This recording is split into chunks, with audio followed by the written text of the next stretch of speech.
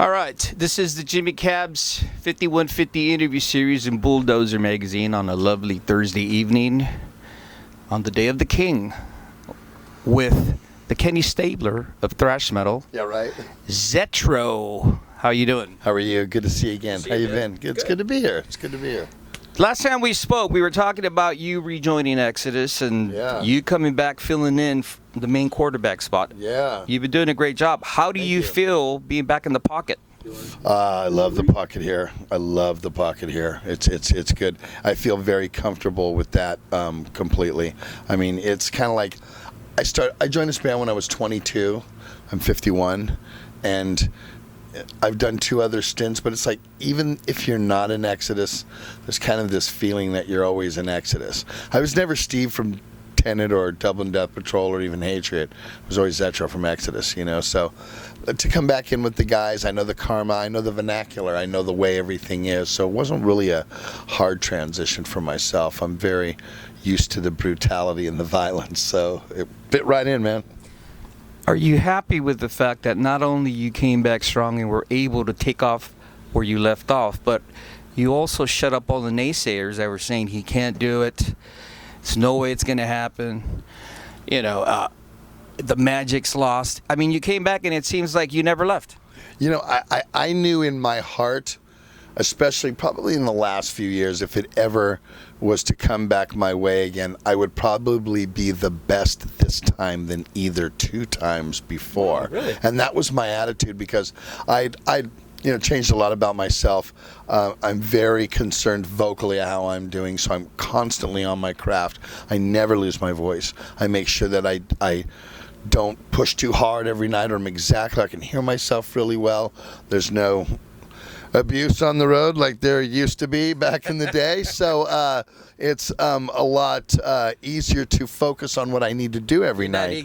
You're not eating Haagen-Dazs ice cream anymore late at night? No, it's not just Haagen-Dazs. There was some other Dosses that we used to eat all night long, and they were done with a spoon as well.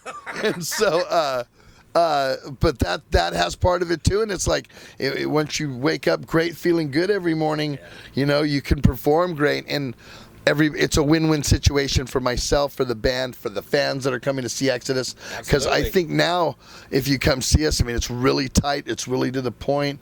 You know, it's an ass-kicking show. It's the sheer ferocity, and the violence is back. Let me ask you this, because this is a real question that not only I know you'll answer, but at the same time, it really gives the example of the caliber of a person that you are. Being that you left and then were asked to rejoin, obviously it takes confidence to do that. At the same time, it takes somewhat of a really good perseverance of who you are and a really good mindset of what you can still do.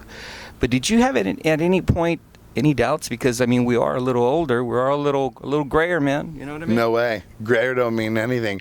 I'm singing better than I've ever sung, and I have more control with what I'm doing vocally than I ever have in the past. So go listen to Pleasures, go listen to Fabulous, even Tempo, which everybody loves, Tempo of the Damned, and listen to Blood In, Blood Out. The vocals are, listen to the last two Hatred records. The vocals are really, you know, I found a comfort zone. I know what I do, and I know how to achieve that sound, and I stay with it. And so when I came in and I read the lyrics for Blood In, Blood Out, I just felt them. I loved the lyrical content, and I loved the music. It was so brutal behind it. So with those 2 elements together really gave me, you know, the type of vocal inspiration I need to deliver, so it's delivered correctly. You know, anybody can read off a sheet and, you know, make a heavy voice, you know, but if you feel it and you know how it is, and I make myself feel it for sure. When you came in and you stepped in for Paul Bailoff, that's really hard to do right there in itself. You did a magnificent job of doing that. Here you are with Blood In, Blood Out, and not only are you playing to an older fan base, which has a higher expectation now, but the kids, man, and they're all loving it. Yeah, I think the acceptance from both the old school and especially the new school, and there's a ton of them out there, and I've noticed in the last year and a half that I've been back with Exodus that it's we were in Russia, and if there was anybody older than 25 in the crowd, I mean, raise your hand. And it was like, 1,000 people there, so it's great to see that the new school is really got it. And I met this girl and her boyfriend in the crowd, and they were probably 16 or 17, and they're screaming, "Murder in the front row," crowd against me, in line, waiting to get in. They knew all the words from an album that their parents were probably kids listening to. So to see that, it just, goes to show that, especially heavy metal fans, they've always supported the music. It's not something that you cram down their throats. They're really knowledgeable, and they're the greatest fans in the world. That's why bands like us are 30 years deep, and we're still relevant these days, and we've got them to thank for that. Isn't that amazing that you're still relevant now? And the fact that you're still leading? I mean, don't get me wrong, I think it's great, but at the same time, sooner or later, man, I mean, even the Who passed the flag eventually, you know what I mean? Yeah, I don't know if our type of music has that, as that past torching. I mean, the past of the fire, I look at what happened with Ronnie. Yeah. Ronnie passed. They put together a Dio Disciples. They found a guy in Ripper Owens that can do that kind of things, and they went out and they did it. And honestly, I think when Lemmy passes, whenever that happens, they're going to do the same thing with Motorhead. Phil and Mickey will keep it up, and there'll be guys like myself that will be glad to step in and do whatever to keep it going. And I think that will still keep it cool, And I think when Paul and Gene go, somebody's going to pick them up as well. I think you'll start to see second generations of bands where, you've already seen that. Actually, Riot. Yeah. 5. There's no members of Riot in there. I think Mark Reel passed away a couple of years ago, but the guys that were with him still keep that alive. And I know that Riot's not really one of the biggest metal bands, but they were a big influence on me, and I've always paid attention to that. So it just goes to show that metal fans love to hear the music. They love to hear the songs. They always do. Nobody ever gets tired of hearing Bonded by Blood every night. No. They love it, and that's why we play it. You're playing with King Diamond. That in itself, Jesus, sure. It's epic. How do you feel performing with the King? It's great to see him every day. It's great to talk to him and his very talented band, and his performers. Like Jody, she plays the part of Grandma on stage, and what an amazing performer. And the show is just epic.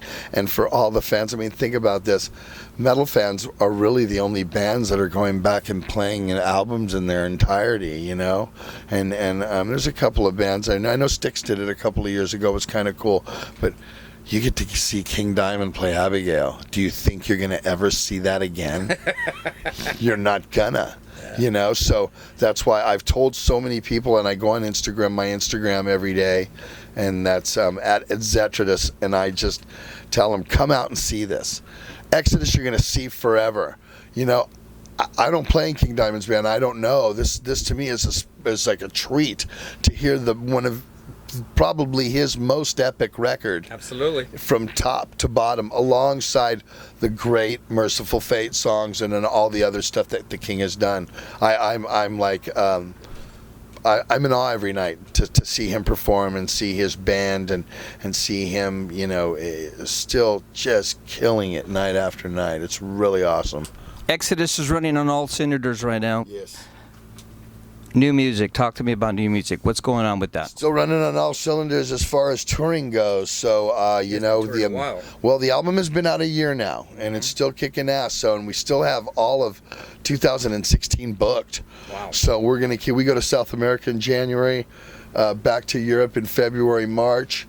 I think we're doing something again in the States during the spring, and then back to Europe for late festivals in July and August in Europe. That's a rough schedule, man. No, rough. It's do or die, huh? No, let's do. We're doing it, and we're kicking ass. Right on. And man. So you like you said, we're very fortunate to be relevant for 30 years. The way to do that is to keep playing, keep going out there, letting the fans know you're here, kick ass every night that you're out there, and that's what I say. We go out and we kick ass every fucking night. One of the things that's interesting for me about a band like Exodus is the fact that after losing one of their main pivotal singers, much like AC/DC, sure, Zetro comes in and has proven not only once but twice that he really is the Kenny Stabler, throwing touchdowns. I commend you on this recent resurrection of your career with Exodus. It's nice to see you not only come back stronger than ever, but it's really great to see that the kids are getting to see what I saw 20, 25 years ago. I do hear that from time to time, and I've They're heard loving it. it's like God, I didn't know if I'd ever get a chance to see you, with the band. I heard so, how great it was, and so it's really exciting that the fans are so receptive and remembering that, and so I'm not going anywhere. I've already told them it won't be like the last few times. Exodus is boom, top number one in the slot. I have a lot of metal left in me. A lot of headbanging, a lot of shows left, a lot of records, a lot of writing lyrics. I'm by far not even close to being done yet. Right on, man. You heard it there. He's not done yet. Not Buy vinyl, buy print. Yeah. Thank you so much for taking the time to speak with me. It's great to be here.